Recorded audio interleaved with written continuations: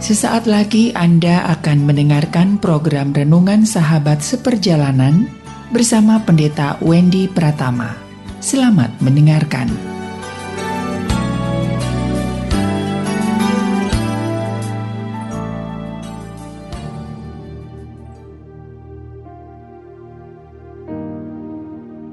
Selamat berjumpa kembali di dalam layanan audio Sahabat Seperjalanan. Hari ini adalah hari Senin 15 Agustus 2022. Tema renungan saat teduh kita dengan judul Anak Terhilang di Rumah. Anak terhilang di rumah. Firman Tuhan terambil dalam Injil Lukas pasal 15 ayat yang ke-20. Maka bangkitlah ia dan pergi kepada bapaknya. Ketika ia masih jauh, ayahnya telah melihatnya. Lalu tergeraklah hatinya oleh belas kasihan, ayahnya itu berlari mendapatkan dia, lalu merangkul dan mencium dia. Mari kita berdoa. Bapa yang di dalam surga, kami ingin belajar bahwa setiap anggota keluarga yang ada di dalam rumah kami, tidak ada yang terhilang, tidak ada yang salah jalan, dan tidak ada yang hidup dalam ketersesatan. Dalam nama Tuhan Yesus kami berdoa, amin. Shalom sahabat seperjalanan yang dikasihi Tuhan. Apa yang dimaksud dengan hilang?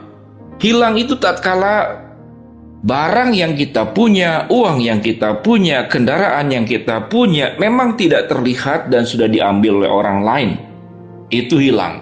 Namun kalau bendanya masih ada, dompetnya masih ada, uangnya masih ada, kendaraannya masih ada, itu tidak bisa dikatakan terhilang atau hilang. Kita mungkin teriak-teriak bicara kepada tetangga, "Bapak Ibu, motor saya hilang, adakah yang tahu?" Lalu tetangga mengatakan, "Bukankah itu motormu yang ada di depan rumahmu?"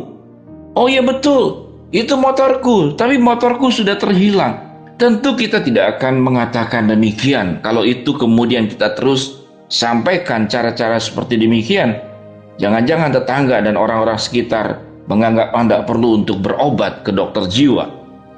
Sahabat seperjalanan, namun ada anak yang masih dalam rumah, anak yang tetap pulang ke rumah, anak yang tetap statusnya ada di tengah-tengah kita, namun dia terhilang.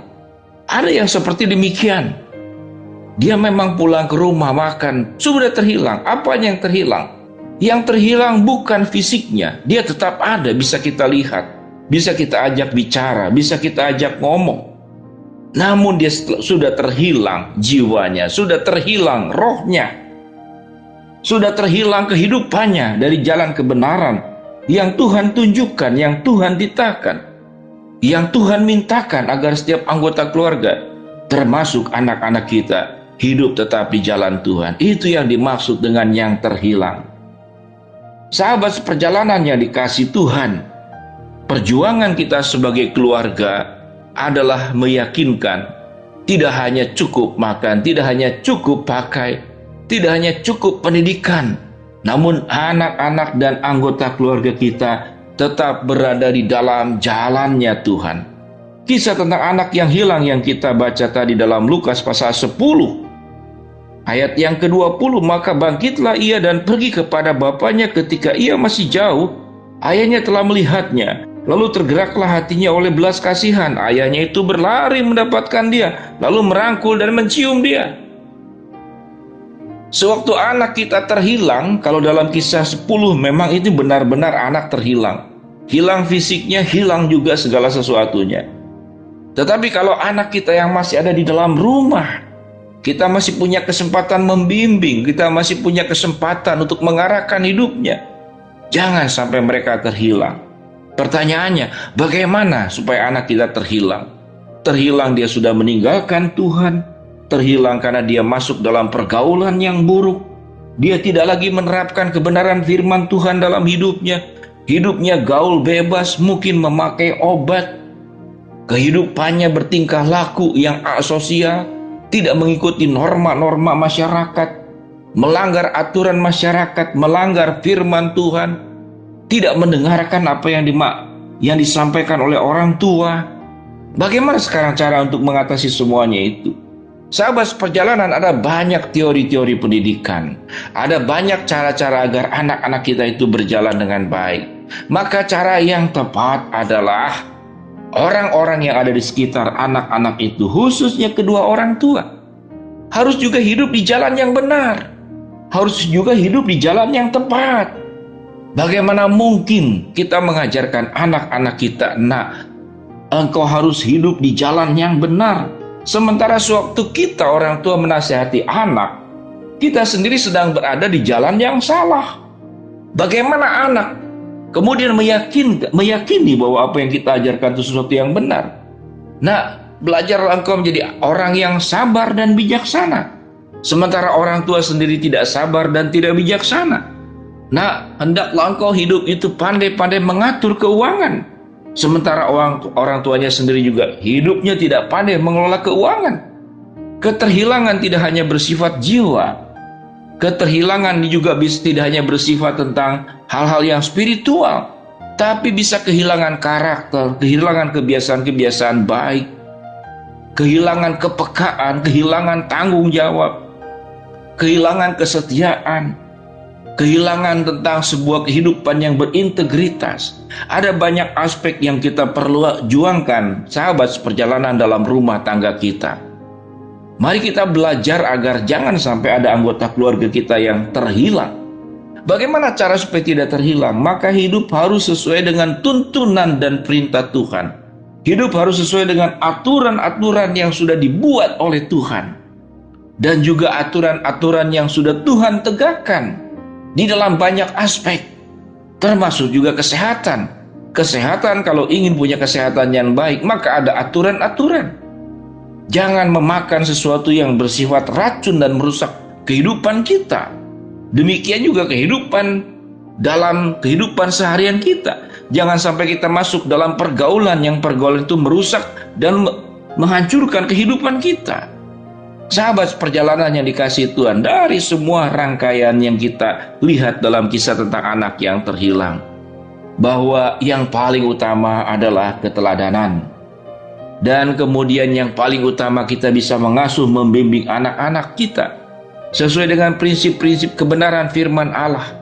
Jangan diproteksi anak, dikasihi berlebihan, dilimpahi kasih sayang sampai anak lumpuh. Jangan juga anak terlalu ditekan, terlalu ditindas, terlalu dipaksa, terlalu dituntut, sementara anak tidak punya, katakanlah, belum memadai untuk mencapai hal tersebut. Dia belum cukup waktunya, tapi kita tekan, maka anak pun akan mengalami kehancuran. Sahabat perjalanan, mari kita berpikir, adakah anggota keluarga kita selain anak yang terhilang? Mari kita doakan. Biarlah kita terus dengan penuh kesabaran menanti bahwa mereka akan kembali. Sama seperti Bapa yang menantikan anak yang hilang. Bapa itu menanti sekian lama tatkala melihat anak itu datang dan ia melihat yang masih jauh. Ayahnya telah melihat, lalu tergeraklah hatinya oleh belas kasihan. Ayahnya itu berlari mendapatkan dia, lalu merangkul dan mencium dia. Kalau ada anak-anak dari keluarga kita yang terhilang, atau ada anggota keluarga yang terhilang, marilah dengan sabar kita berserah kepada Tuhan, memohon Tuhan untuk mengembalikan setiap anggota keluarga kita yang terhilang, dan dengan berbagai unsur keterhilangan yang dilakukannya. Dan kita percaya dalam kuasa Tuhan, Tuhan akan kembalikan anggota keluarga kita yang terhilang. Mari kita berdoa. Bapa yang di dalam surga, kami ingin belajar jangan sampai ada anggota keluarga yang terhilang padahal mereka masih di dalam rumah kami sendiri, atau yang terhilang yang memang keluar rumah dan tidak kembali. Kami percaya Tuhan akan mengembalikan semua anggota keluarga kami ke dalam keluarga kami sendiri. Hamba-Mu berdoa buat sahabat seperjalanan yang sakit, Tuhan jamah sembuhkan. Sahabat seperjalanan yang sedang menghadapi masalah, Tuhan bukakan jalan. Sahabat seperjalanan yang sedang berharap, memohon sesuatu, Tuhan kabulkan dengan cara dan waktunya Tuhan. Dalam nama Tuhan Yesus kami berdoa. Amin. Shalom sahabat perjalanan, saya mendoakan jangan sampai ada anggota keluarga yang terhilang padahal mereka masih ada dalam rumah kita. Tuhan memberkati kita semua. Amin.